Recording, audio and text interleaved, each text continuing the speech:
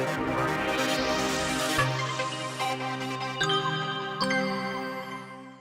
afternoon, everybody. It's Chris White at the California Fuel Cell Partnership, and today Ben Xiong and Keith Malone are going to give you our quarterly hydrogen station update. And the purpose of this update is really, we started doing these to talk to folks who are driving or seem to drive a fuel cell vehicle, so that you know what's going on in the hydrogen station network. And we've expanded it over time to also talk about some of the other kind of forward-looking issues and provide users and folks with some information about SOSS. I do want to let you know that after this webinar, we will post the presentation, a recording of the webinar, and all of the questions and answers that people ask. I will try to answer questions through the chat dialogue as we go. Some questions people have asked already, and we're going to cover in the webinar, and then we'll do a Q&A at the end of the session. So with that, we are going to kick it over to Keith and Ben and let them start. Thanks, Chris. Again, this is Ben Xiong, the California Fuel Cell Partnership. Let's start by talking about the numbers in California. So as of July 12th, we are currently at 4,900 fuel cell electric vehicles sold and leased in California. Oops, sorry, 1 second.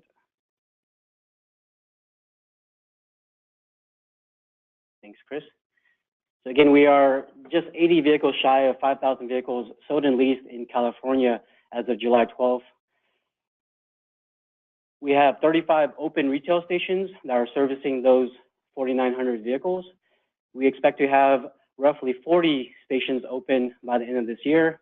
And by the end of 2019, we are expecting to have a little over 60 hydrogen stations open in California.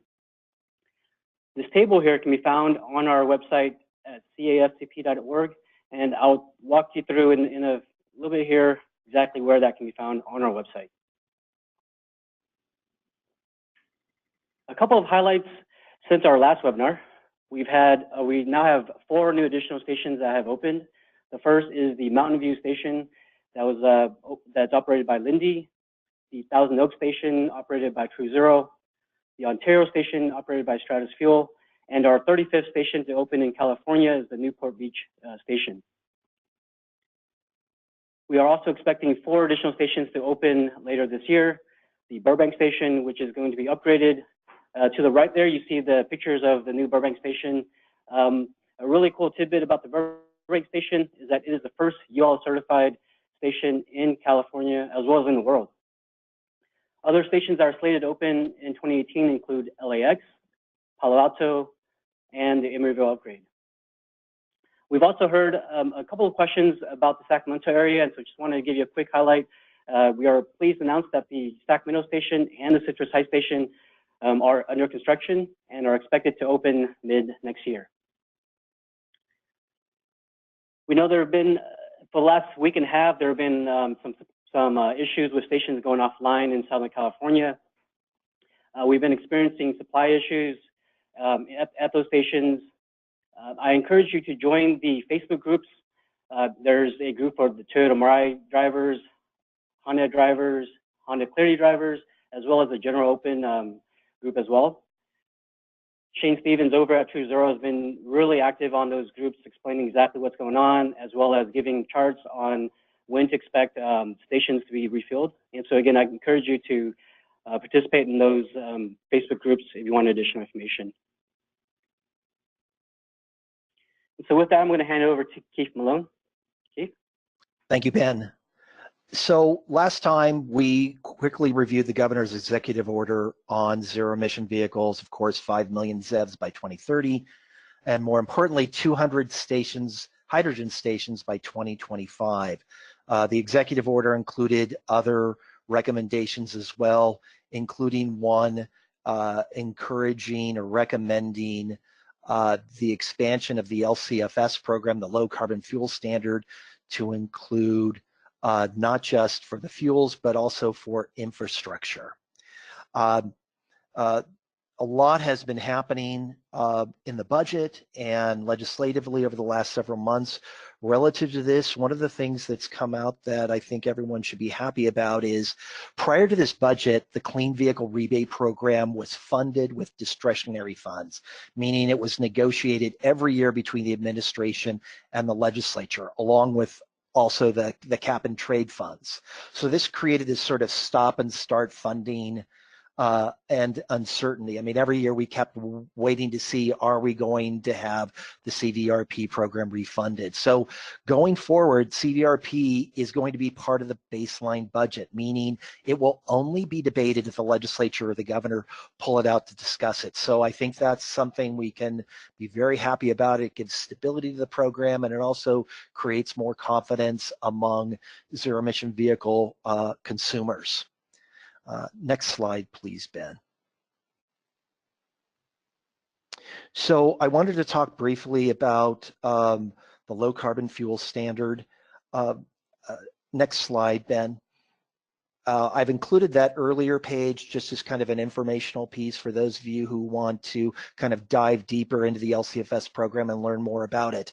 Stakeholders in April proposed the expansion of the LCFS program to include zero-emission vehicle infrastructure, and I'm going to speak solely about the hydrogen portion. This proposal adds the ability to generate credits for station capacity.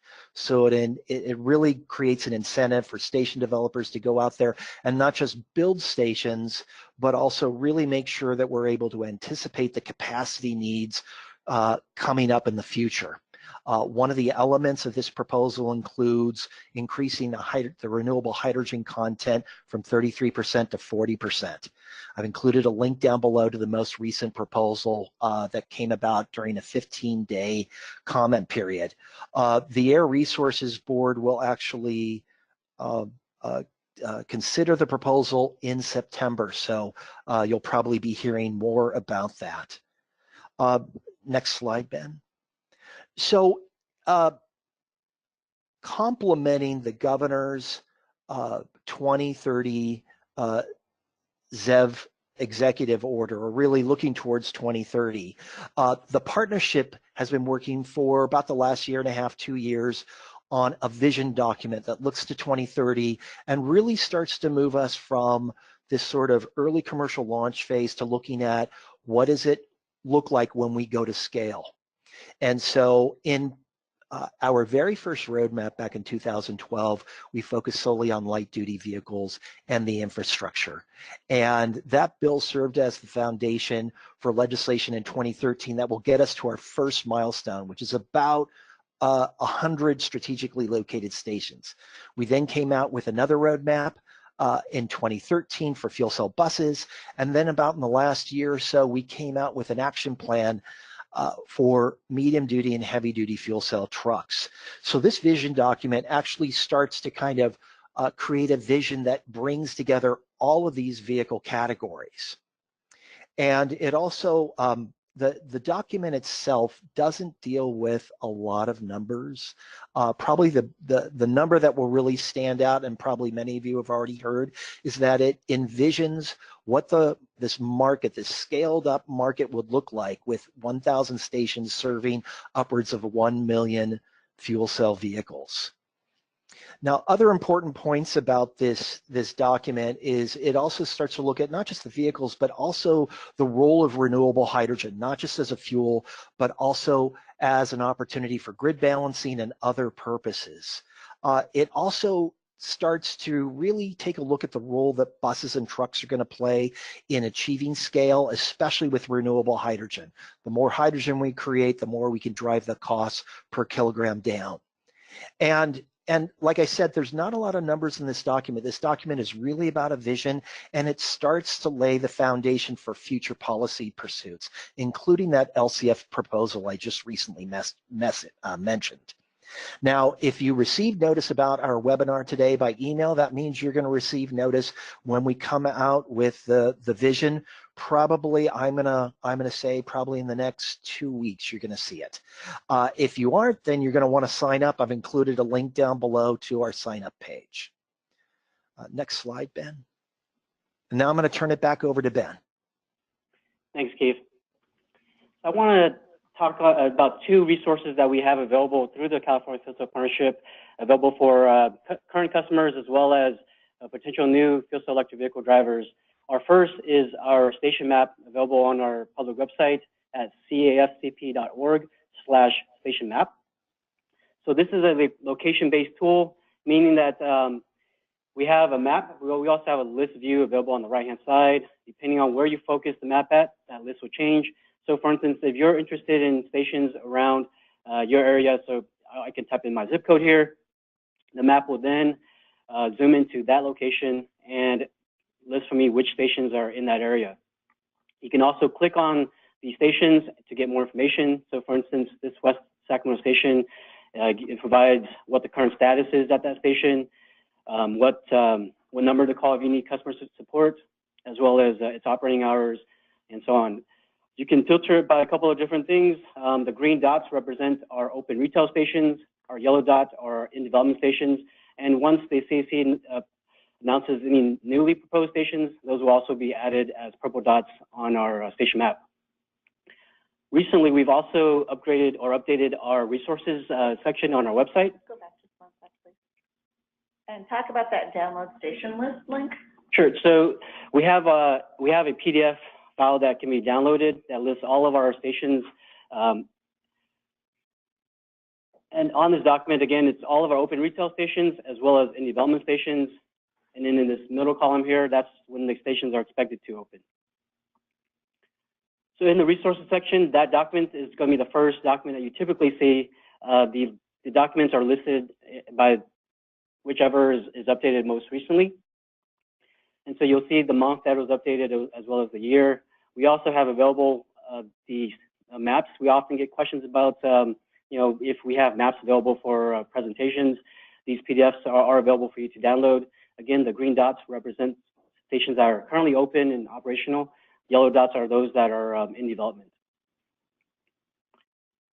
And then also on the resources page, we have links to other organizations' published documents as well. And so, for instance, if you're looking for the ZEV action plan, you type in ZEV in the search, and it will filter it in real time, so you can just narrow it down to that particular document. The second resource I want to show is our Station Operational Status System, or SOSS. So this is a tool that can be accessed on any browser on your mobile phone or on your PC. It lets you know in real time whether the station is online or offline. These green circles mean that the station is currently online and accessible. The yellow triangle means that it's in limited state, so you can get fuel, you're not going to get a full fill. The red square means that the station is currently offline. And every now and then, we will lose connectivity to a station. So if that station, they lose internet at that site, after an hour, it will switch to an unknown state. And that's represented by a question mark. Now, again, that doesn't mean that the station is offline. We just don't know what's happening there. And so if you do see that question mark and you need to get fuel there, I recommend calling the customer service number and asking what the current status is. Also, we have an information icon on our homepage at the left there. So if, for instance, the station is low on fuel, or if it's expected to go offline for maintenance, typically the station developers will come onto the site and they will add a note onto that station, and it will be at the very top of the page. So again, extremely critical for those customers that are in Southern California right now. We have True Zero as well as Air Products and all the other station developers coming onto the site, adding notes to let you know if the station is going to be low on fuel, or if when that next delivery is going to happen. Also on this page, we have the current capacity available at that station. So for instance, if the station is currently low on fuel, it will be represented by that capacity number. Again, if it's below 20 kilograms, I would recommend looking at another station in that area and seeing what's available. Originally, this feature was only available for users who sign up for an account. It's now by default shown to everyone, so you don't have to log in. Once you come onto this page, it will be shown by default. However, I still recommend that you sign up for an account with SOSS. There's a couple of benefits for that. The first is that you can sign up to be notified when there's any changes in a status. So for instance, for that West LA station, once that runs out of capacity or runs out of hydrogen, you will be notified immediately with a text message or email saying that the station's gone offline. You can also sort the list of stations by your preference. Now we do know that there's currently a little bug in the station or in that sort feature. Originally, this was designed for just 20 stations, and it's great to hear that we have over 30 stations today, but it's a little bug that we're working on, and we expect to have that rolled out by the end of this week. And we'll notify everyone once that's done. Ben, before you leave this screen, could you briefly talk about why sometimes you see a gray circle instead of green circle? Sure. So sometimes you'll see a gray circle, and that's showing that the station is closed for the day. So for instance, Mountain View here, their hours of operation are only from 6 a.m. to 10 p.m. So at 10 p.m., that station is going to change into that gray circle that Chris talked about. And can you also mention how often are those updated? How often do you get a message from the station? So we get data every 15 minutes at the least, at the lowest increment. We do have some stations that send data a little bit faster than that. So for instance, True Zero, their stations are pretty much in real time. They transmit every 5 minutes, and then also when there's an event. And then we also have air products who are transmitting data to us every minute.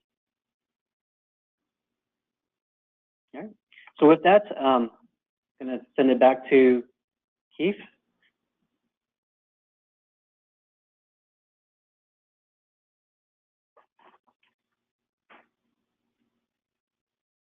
Keith, I think you're on mute still. Thank you, Ben.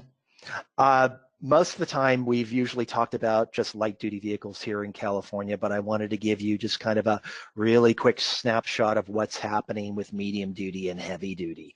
And it's not just for trucks, as you can see from some of these photos.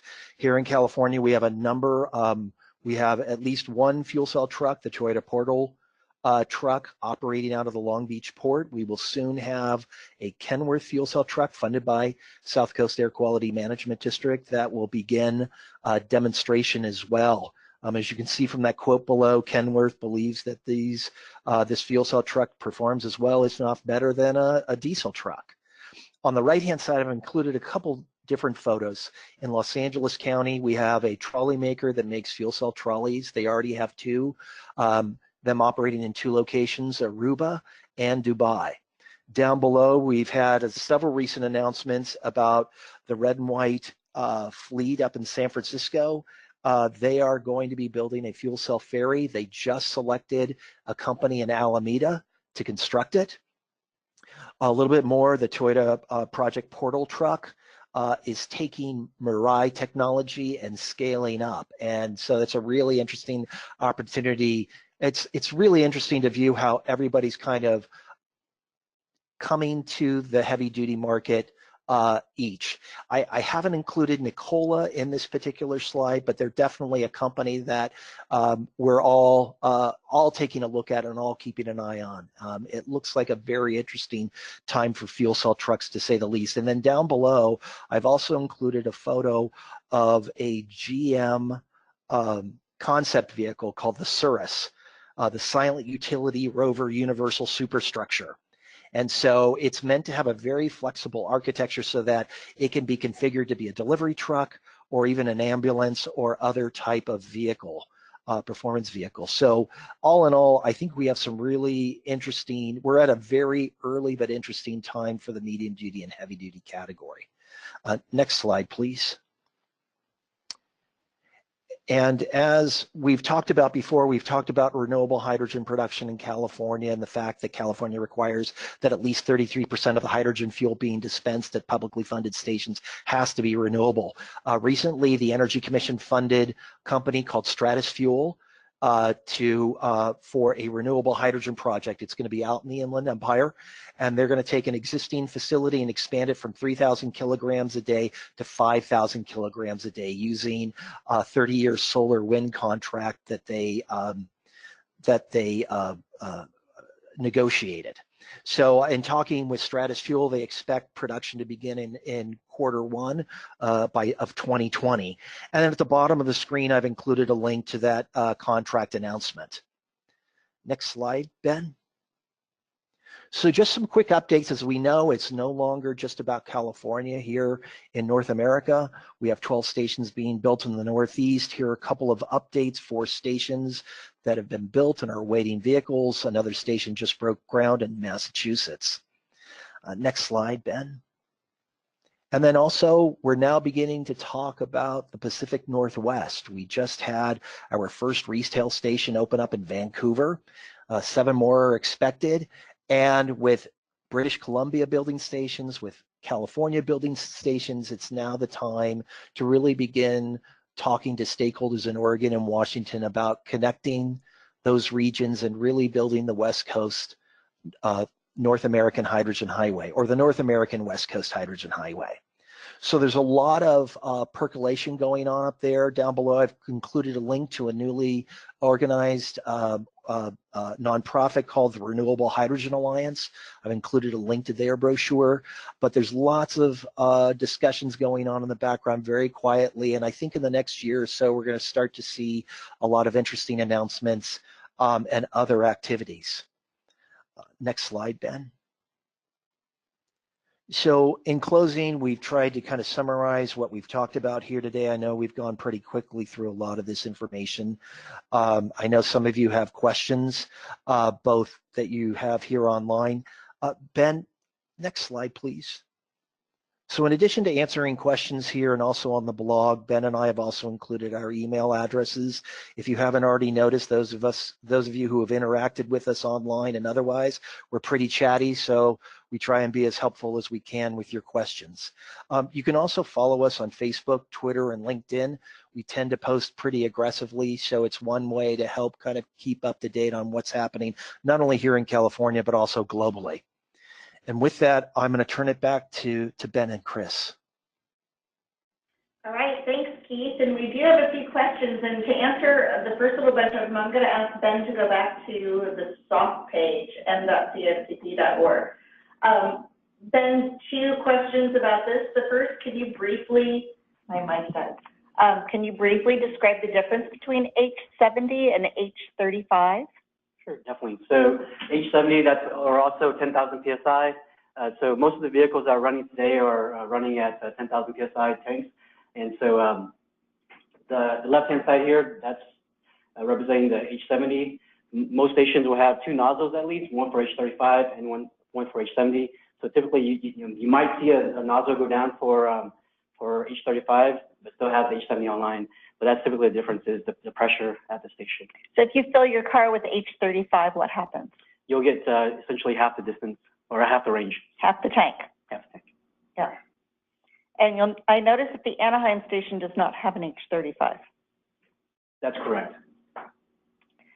All right, so down on the West LA station that you showed earlier, there's a note that doesn't match the station status.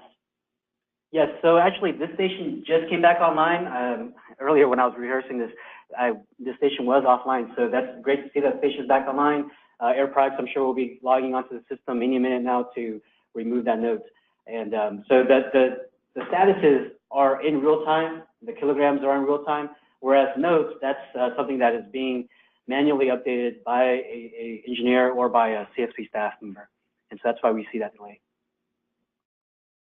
Okay, the next question along, if you could go back to the station map, please. You mentioned a few of the stations that are coming along that are going to be opening next, but not all of them. So, whoops, go back to that station list is really what I wanted. Can you show folks how to find out the dates that we know?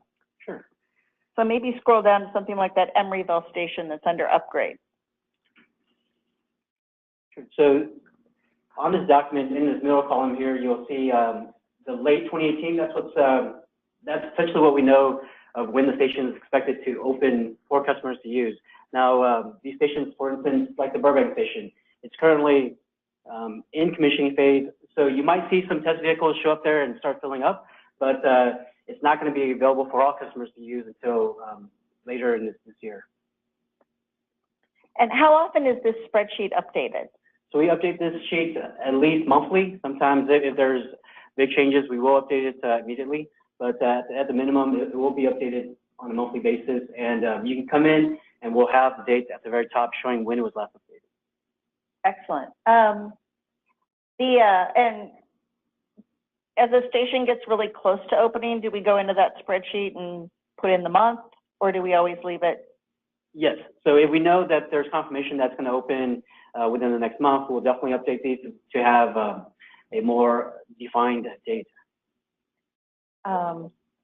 What we've learned from history too is that there's one thing about the plans, and there's another thing when people like inspectors actually show up, are able to come in and do something.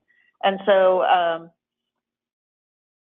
we're always at kind of near the end of the process in particular, kind of always at the mercy of some other folks doing their final testing or inspections or just issuing things like certificates of occupancy. And that's true with any single construction project. It has any construction project. The other question is about trucks and cars and buses all filling at the same station. Keith, did you want to answer that question, or you?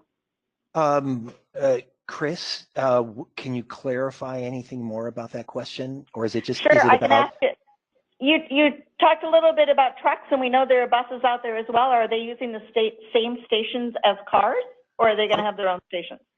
In most cases, so a couple things that we have right now. Right now, we have one station, we mentioned the Emeryville station that's being upgraded. That is a station that on one side of the wall is fueling fuel cell buses up in the East Bay. On the other side, it's fueling passenger vehicles. Going forward, probably what you're going to see is you'll have your light duty stations in most of the urban areas, certainly for connector stations in certain areas.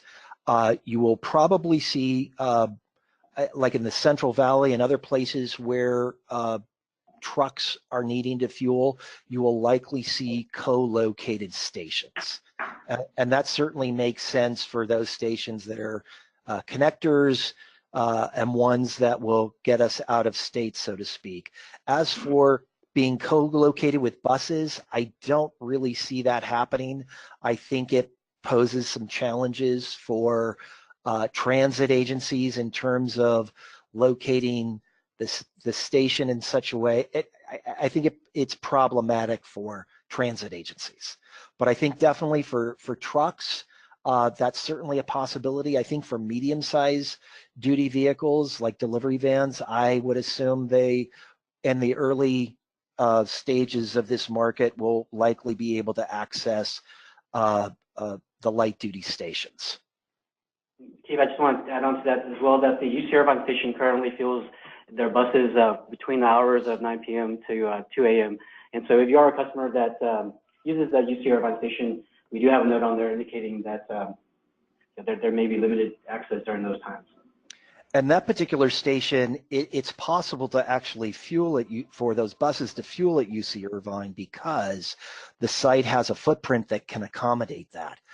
With a lot of these urban stations, footprint is always certainly an issue. So, you're not going to really see that except in very special circumstances like we are right now. But in the future, the Orange County Transportation Authority is building their own hydrogen station for their one bus and the 10 buses that are coming. And I suspect that the UC Irvine one will continue to use that station. And I'm certainly willing to have a follow-up conversation with the person asking that question and talk further about that.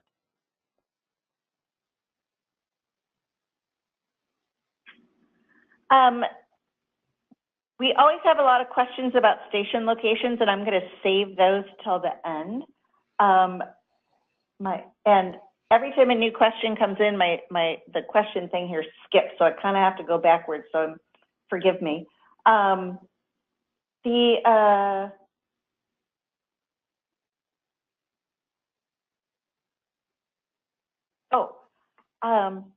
We saw on some really extreme temperature days in Southern California, some of the stations shut down. Do you know anything? Can we share anything about that, or is this a station operator question?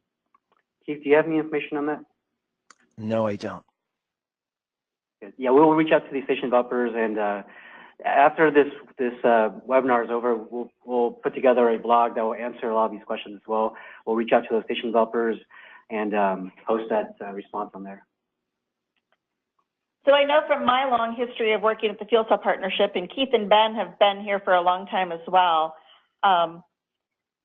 many things we have already learned experiences of, and many things are new and unexpected. And I think the massive heat wave was a little unexpected thing. And it's one of those things that we learn from and adjust from.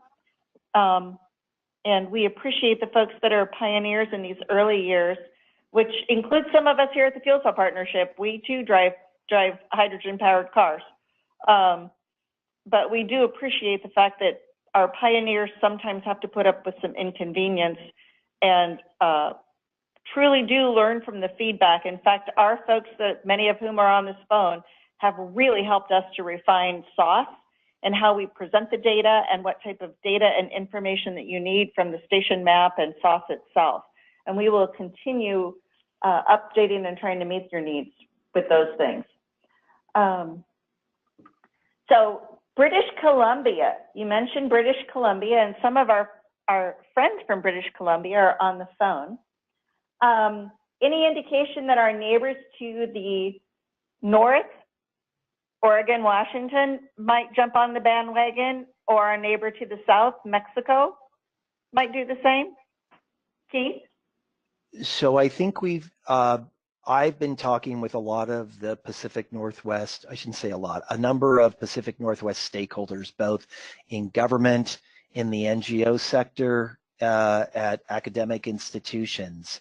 And I think we're starting to see the beginning discussions. I think more discussions will take place probably at the Global Climate Action Summit taking place in San Francisco this fall. So that's starting to happen. As for Mexico, we've only received every once in a while some indications that there are constituencies down there that want to see fuel cell vehicles. Personally, I think probably the first place we're going to see hydrogen stations is in Baja California, partly because so many Californians travel there. We already there's wine country in Baja California, so I'm pretty certain a fuel cell car or two have already gone over the border. They have the range to be able to get down into Valle de Guadalupe and visit there. But I also think that we'll see with enough people traveling down to Cabo San Lucas or Los Cabos, that to me seems like the optimal place to begin putting stations in Mexico. Excellent. We had a couple of questions about, again, jump back to stations. What are the hydrogen station tanks made of? How do they store the hydrogen? Are we looking at, well, I can answer the question that the hydrogen is either stored as a liquid or a gas. It's always dispensed as a gas. Question was about using metal hydrides. Those are an awesome future pathway, but not really practical right now. But certainly more research and development goes on. I think we're really lucky, again, to be at the beginning of a technology. There are so many ways to go from here, but right now we need to use what works. And what works is liquid and gaseous hydrogen storage. And the tanks are composite cylinders. So did I miss anything there? Not a technical person. All right, here's a good question. How much of information and training is being made available in Spanish? We have not had a huge need for Spanish yet, but we have Spanish-speaking staff here, Juan Contreras, who often does outreach events where he is able to converse with people in Spanish. He also speaks to the Spanish media and gives presentations in Spanish. We have been talking about that. The two most commonly spoken non-English languages in California are Spanish and Cambodian. And we have just started talking about what we're going to translate and make available in other languages. Oh, good. Oh, Keith also speaks great Spanish. Yes, I forgot that. And I see other people are now saying, I can help with that. I speak Spanish, which is awesome. Yes, and metal hydrides are used for other applications as well in that. How about, do we know anything about the Oahu, Hawaii stations? We're aware that they opened their first hydrogen station. I think Hawaii, again, just like California and the western states, I think there's some interesting opportunities.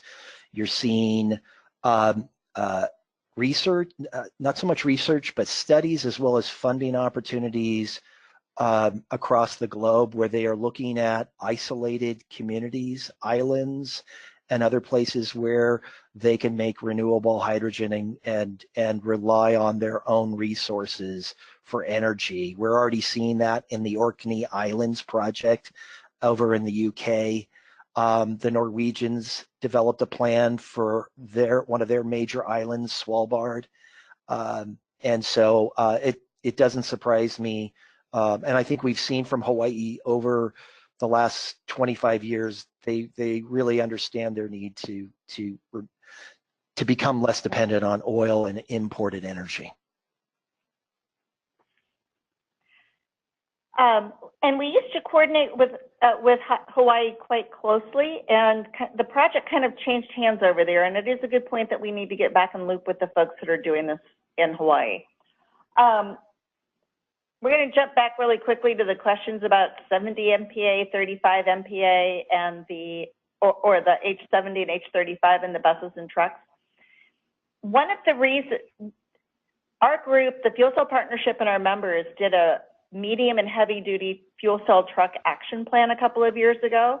And one of the questions they looked at very closely was truck fueling or bus fueling at regular hydrogen stations. And if you look at today's gas stations, you do see those that are co-located, that are serving both cars and trucks.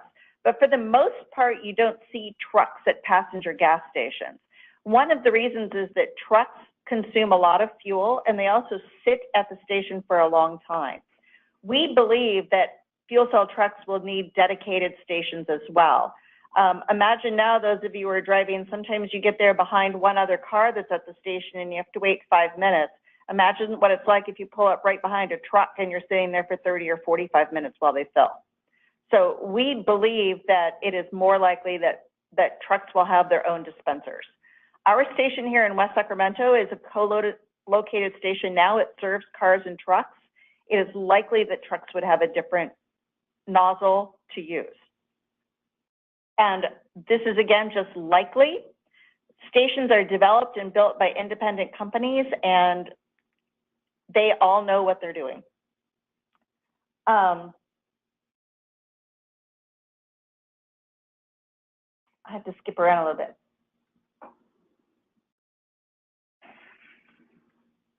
Oh, we have a question about the Nexo.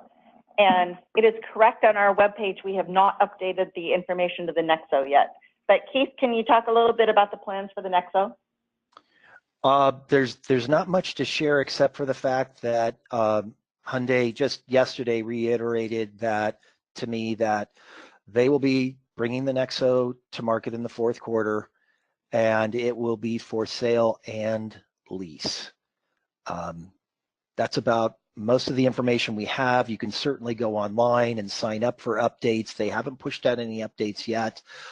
They do periodically push out news releases. They just pushed one out about a week ago, more of a summary news release, but some really great videos and just an update on where they are. Word has it, the signups in South Korea are well beyond what they had anticipated. It looks like they're already starting in Europe, and again here fourth quarter of this year. And we are going to update the information on our website about the Hyundai Nexo as soon as it's available. Here's a question that I haven't seen answered before. Are the stations equipped to do two-way fueling? So could your car put the fuel back into the station? I can answer that one. It is one-way fueling. It's higher pressure into a pressure tank. Again, think of blowing up a balloon or putting air in a tire. You always have, when you're putting more gaseous materials into a confined container, you have to have a higher pressure blowing into a lower pressure in order to maintain that. That's number one. Number two is you're paying for the fuel and you want to be able to use what you can. I think the question is, what about vehicle to grid capabilities? And that's entirely possible, but what would happen is it's the fuel cell that's in the car that would be providing energy into a house or a building. And we were just having some conversations earlier this week with a company that is looking to do exactly that with some heavy duty vehicles to be able to provide emergency backup power. So it is entirely possible that the fuel cell itself could provide power to a building or to a house. I'll just add to that too, that I'm not familiar with the physical capabilities, but as far as from a data perspective, it would require a two-way communication between station and vehicle. And currently communication is only done from station to vehicle, not from vehicle to station. And so if that was to happen, we would have to do some changes to the way communication is being done from a data perspective as well.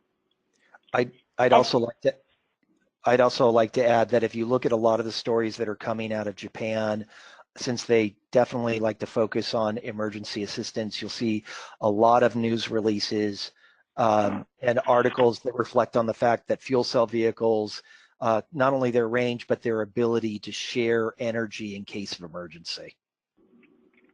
So they will likely be the first ones to really kind of capitalize on that. All right, so let's kind of wrap this up by talking about station locations. And could you put the station map back up again, please? We always have lots of questions about when are you building a station here?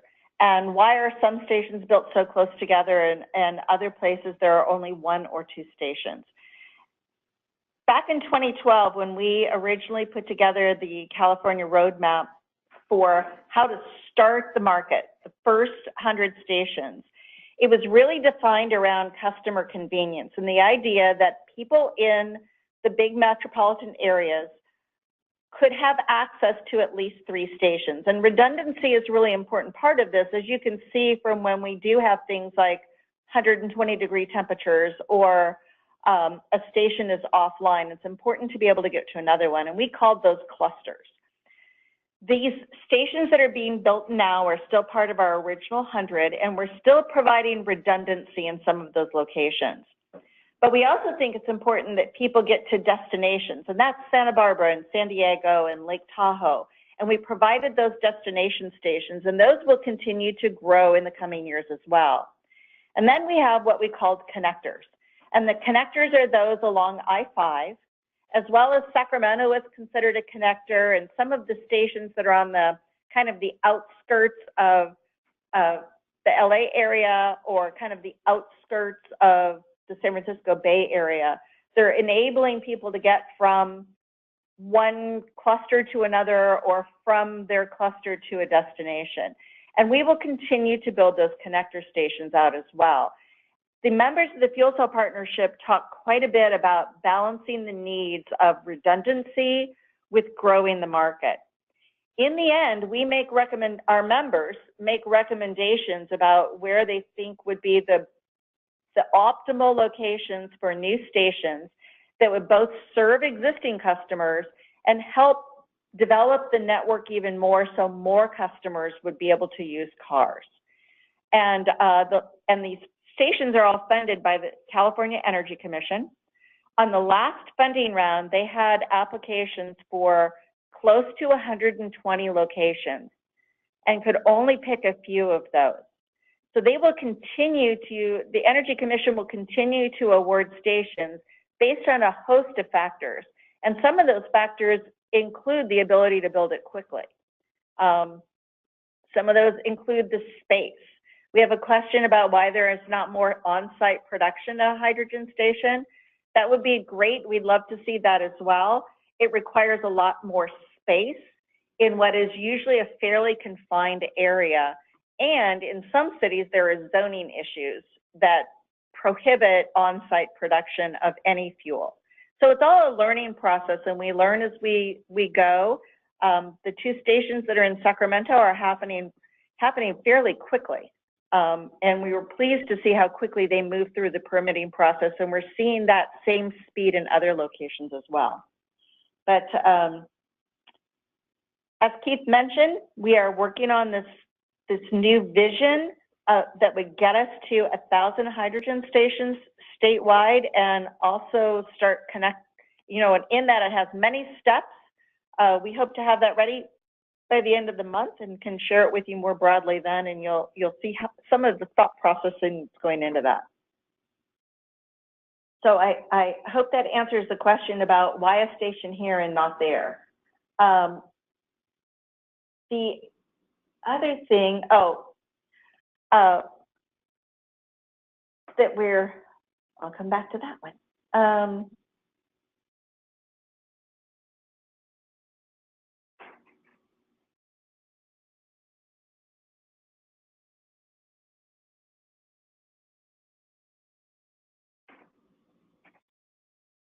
The question about the cost of fuel coming down.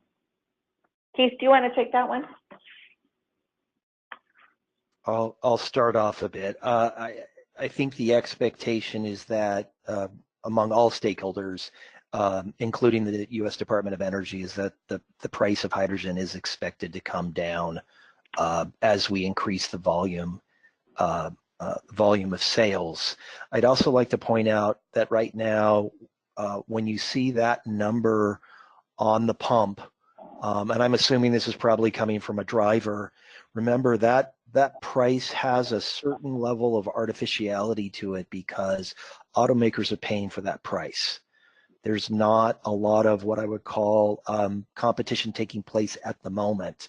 And I think as some of the free fuel options, as people come off those 3-year kinds of agreements, I think you may begin to see, and as you start to see more stations, more competitiveness and more competitive pricing. But for right now, it's hard to really kind of estimate where things are going to go when you kind of have that sort of dynamic taking place. I hope that answered your question. But there are indicators that the price will go down, that with sufficient volume, and certainly buses and trucks are going to play a role in that, helping drive down the cost.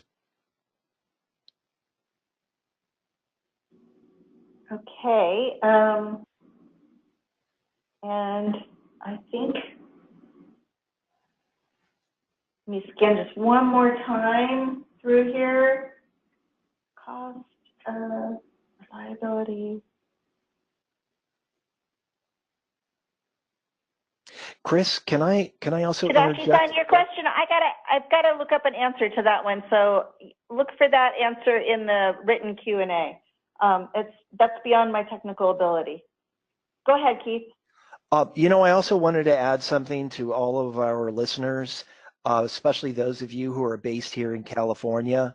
A lot of decisions are being made in Sacramento about both pathways to a zero-emission future. I always encourage you to reach out to your state senators, to your state assembly members, and even other elected officials, and share with them your enthusiasm for fuel cell electric vehicles and your desire to see more hydrogen fueling infrastructure in the state. It doesn't have to be, a fancy, complicated argument. Just for those of you, especially who are drivers, call them, let them know that they have a constituent who's driving around in a fuel cell car, and let them know, that you want to see more stations. It really helps our work, collectively speaking, in Sacramento as we reach out to those legislators.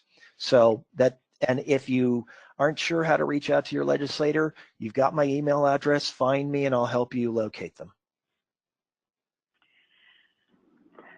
So I'm going to ask, because we are running up on the edge of our time, a last question that's kind of a tricky one, Keith, and this might be for you. What are we doing here in California to encourage companies like True Zero and others to become involved with the hydrogen market? Oh, okay. Well, obviously, True Zero has a large number of stations here in California. I don't know if we need to incentivize them any more than we already have. But there are, like I said, with that renewable hydrogen grant that the Energy Commission put out, it was just one grant, but it's the beginning of looking at how do we attract more companies, more businesses to California. As we scale up, we know that with the companies that we already have here on the ground, it's not going to be enough to be able to reach that vision of 1,000 stations. We're going to need to do more. There's also, say, for example, on the renewable hydrogen production side, there's legislation that would fund 3 additional projects throughout the state. So it's starting right now. You also have the Energy Commission. They're seeking input from stakeholders as well as companies on how do they start attracting more companies to California and really start to really locate more hydrogen and fuel cell related companies here. That's a real high level answer, but those are just some things that are off the top of my head.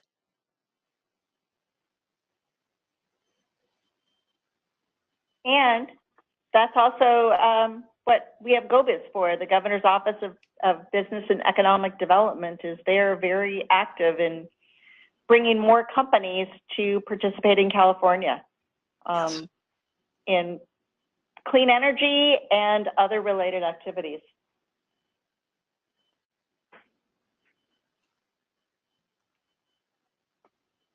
So I think that is, I still have quite a few questions on here. Some of them are very specific. What we do after this webinar is I take all of the questions. Some of them require that I do a little bit more research on them to answer, but we will post the questions, some of them paraphrased, and the answers online, along with the recording of this webinar and the presentation itself. And you are welcome to follow up with us and ask any other questions.